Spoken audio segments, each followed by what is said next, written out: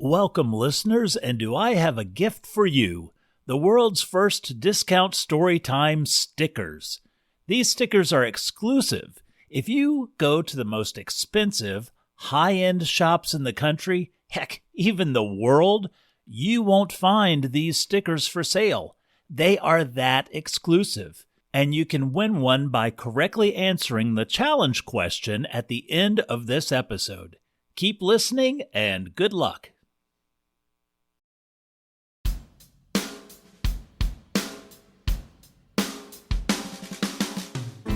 This is Coffee McCann, and welcome to episode 30 of Discount Storytime. When you've listened to all the good podcasts, but there's still laundry left to fold, we're here for you. This week's story is Mysterious Coin Cult, and our sponsor for today is Wuthering Bottoms. Enjoy! Coming this fall.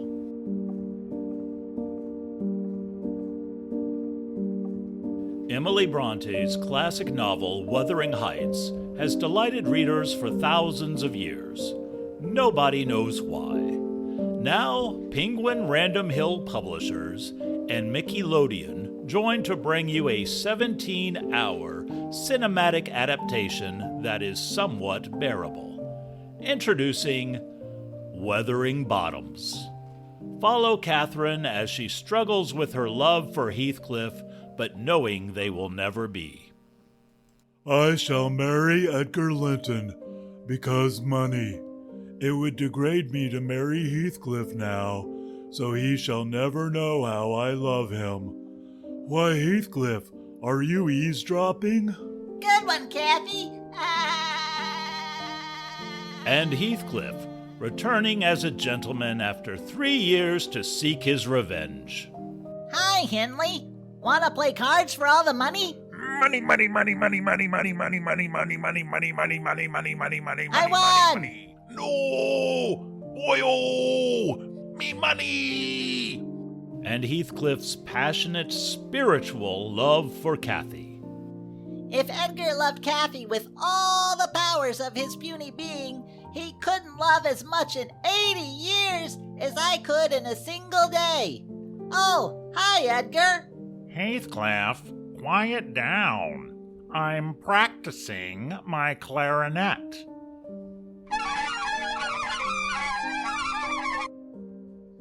And how can one forget the forgettable conclusion? Hey, Kathy. Now we're ghosts. We can roam the moors and be intolerable together forever. What are you two doing now? Hey, Edgar, we're ghosts. That means we can follow you around forever and ever, and ever and ever, and ever and ever, No. and ever and ever and ever. Nellie, help! And ever, and ever. Experience the endlessly popular romantic story the way it was meant to be told.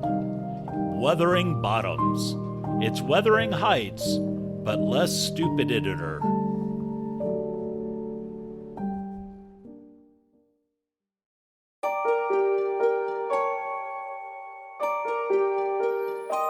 The Mysterious Coin Cult. Have I told you about the time I discovered a sinister cult in my own city? No? Oh, this was several years ago. I don't often talk about it, but it makes for a good story, at least a good enough story for this third-rate podcast. So I was walking along the downtown market area one evening, and I noticed a coin on the ground. And it was different than the other coins I had seen before. This one was bigger, much bigger, about 2 feet in diameter, and had holes in it. What a strange coin, I thought to myself. I suspected it wasn't the typical United States currency, but perchance instead belonged to a dark and primitive cult. I'm an intellectual, and I think like that. But a lucky coin is a lucky coin, and finders keepers and what such. So by sheer weight, though, this coin was lucky. It was all metal and very heavy. Luckily, I found a small piece of pipe in a wheelbarrow at a nearby construction site. I used the pipe to get leverage enough to pull the coin up and into the wheelbarrow. My new mysterious cult coin had strange markings on it, like property of blah blah blah. I didn't really have time to decipher the rest. Who knows? I may need the help of some cryptologist or old sacred text to do so. For now, I am just happy to have found my... What? What I found next nearly blew my mind. If indeed an intellectual like myself can have his mind blown. For this large coin covered a secret passageway leading straight down into the ground. Whatever was down there, it sure was stinky. I suspected that the cultists who made this coin thought this hole in the ground to be some sort of mystic portal. What a bunch of primitives! To think that this chunk of round metal wards against evil underground inhabitants invading our realm. I assume this is why the cult placed this large, sacred coin over the hole, and my assumptions are never wrong, I assume. With my new heavy coin now in the donated wheelbarrow, I could take it with me to find answers. What is this cult? What is this so-called magic portal they worship? As I walked along, a young woman wearing headphones and engrossed in her cell phone passed me by. "Watch out for the magic portal," I said to her with a wry smile, for I could tell that she was an intellectual like me. The young woman continued on her way with her eyes glued to her cellular phone. As I walked away, I heard the young woman scream behind me. But here's the strange part. When I turned to look, I couldn't see her anywhere. How strange indeed! I came to the only sensible conclusion. The cult knew what I said to her and immediately kidnapped her. Clearly, these are powerful and dangerous people. I must proceed with care. I walked along the street and passed many fellow pedestrians. As is my custom, I smiled and said, "Good day," for I am fortunate to live in the Midwest of the United States. And when it comes to politeness, the Midwest is the Canada of America. However, those who passed stared at the coin, then at me in disapproval. Many refused eye contact and just hurried on their way. What strange power this round relic has over people.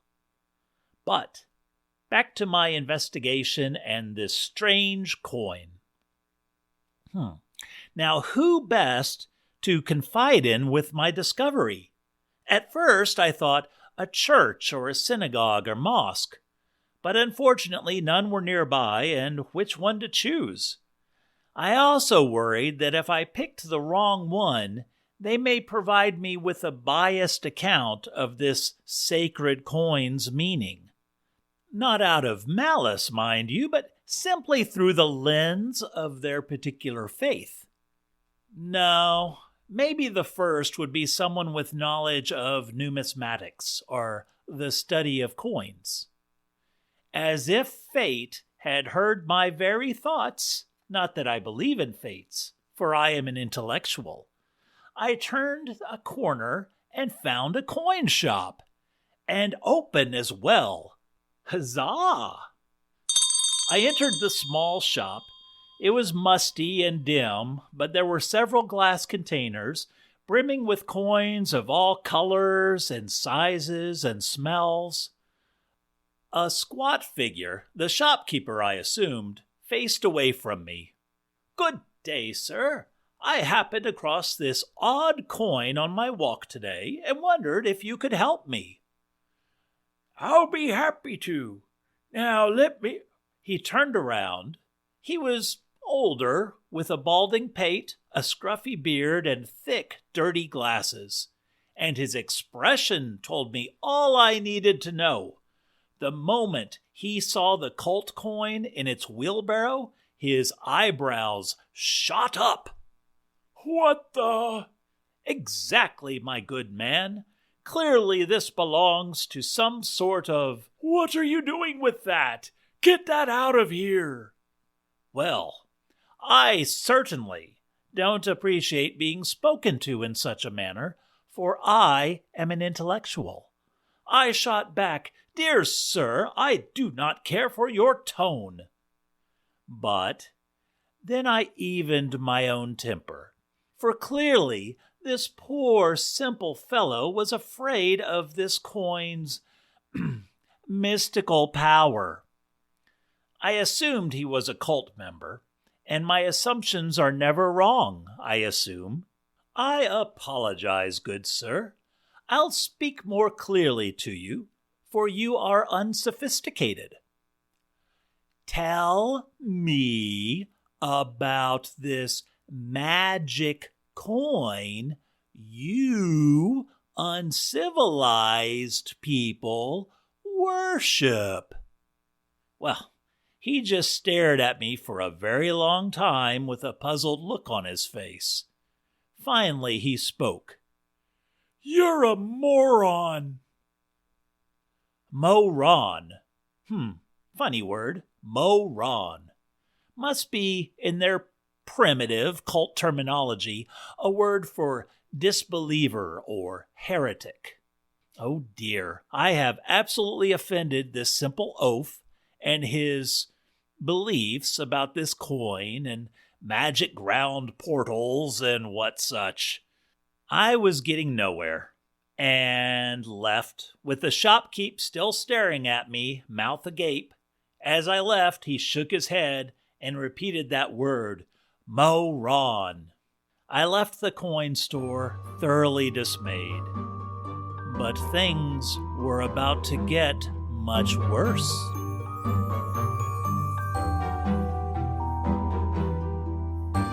As I walked down an avenue, two figures stood about half a block ahead of me, a man and a woman whom I easily identified as cultists. How could I identify them? Well, they clearly weren't trying to disguise themselves. They wore matching black slacks, matching blue button-down shirts, and then this is where it gets weird. They both wore large belts with an assortment of what I assume to be accoutrements used for their barbaric dark rituals. But here's the interesting part, a clue. They each wore amulets in the shape of a shield made of metal. Metal, just like the coin. This cult must worship metallic objects. These two were clearly the enforcers of the cult, like paladins sent out to retrieve their coin relic and return it to their so-called magic portal. It made me think of that poor young woman who was walking and looking at her phone. Oh, what had these cultists done to her? My blood simmered with rage. These barbarians may have caught her, but they're never getting me. The two cult lackeys saw me and their oh-so-precious magic coin that they use in, I'm assuming, virgin sacrifice rituals. They yelled at me to stop. I shouted back, "Never! I'll never stop protecting the innocent from your dark cult. She wasn't just some virgin for you to sacrifice. Yolanda was a person." Now, I don't know if the young woman looking at her phone was a virgin, or if her name was Yolanda, but she kind of looked like my cousin Yolanda, so I'm assuming her name was Yolanda. And my assumptions are never wrong, I assume. "I'm coming for you, Yolanda!" I yelled and started running back to the portal. Would she still be there? Perhaps they hadn't taken Yolanda far. The two cult followers said something into their walkie-talkies. I can only assume they were telling the high priest they had found the magic coin and were giving chase. And chase they gave. I ran as fast as I could, but the wheelbarrow slowed me down. Luckily, though, the streets I took to return to the portal started going downhill, and it got easier. But it got easier for the cultists as well. As I ran, crowds of people looked at me and glared when they saw the cult relic. So many shook their heads and called me a moron, to use their primitive language. Oh, I was mad. I yelled, "Think for yourselves, you fucking sheep!"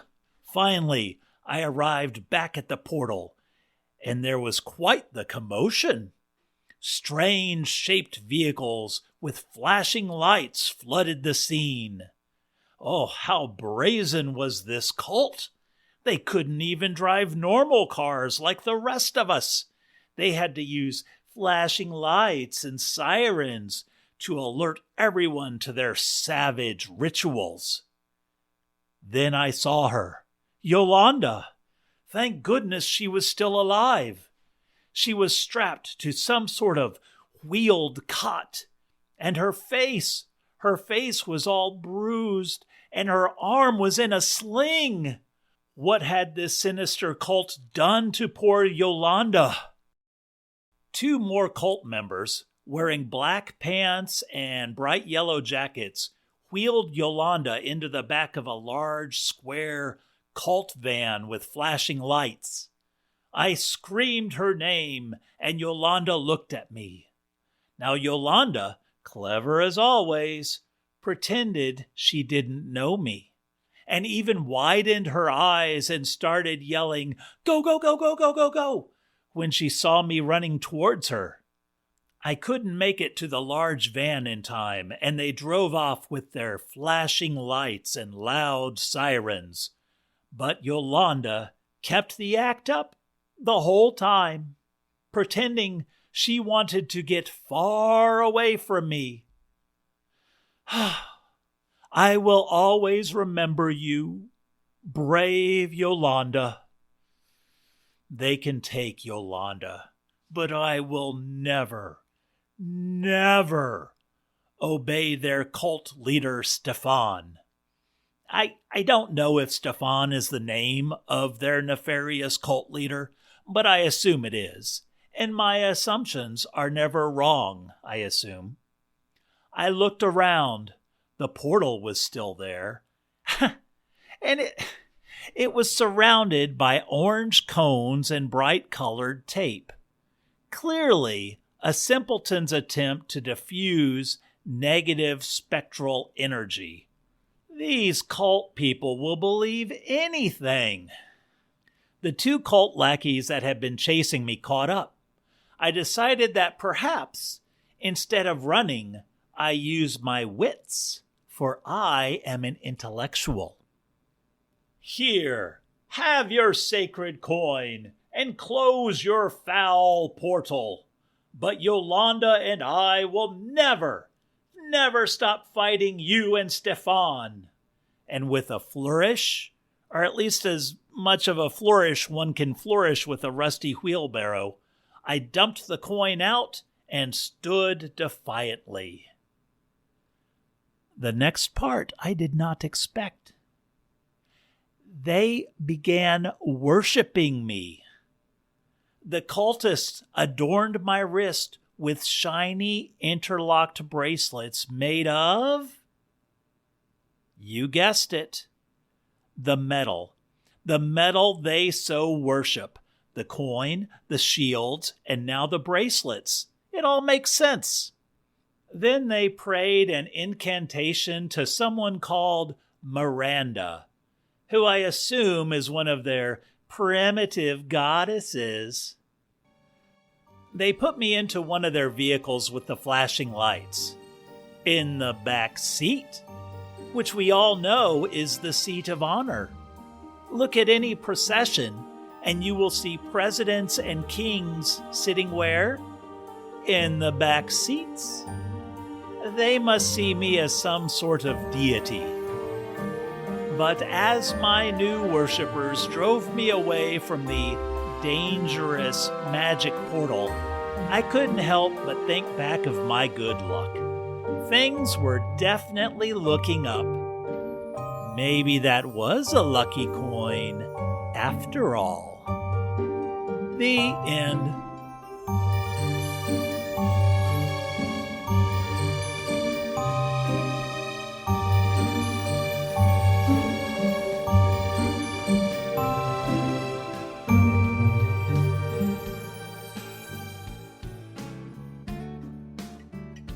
Thank you for listening. I hope you enjoyed this show. If you did, please tell a friend. If you hated it, please tell an enemy. And as always, you can contact me with the contact information in the show notes. And until next week, be sure to play nice with others. Be super duper kind to yourself. And as always, remember to laugh. Bye.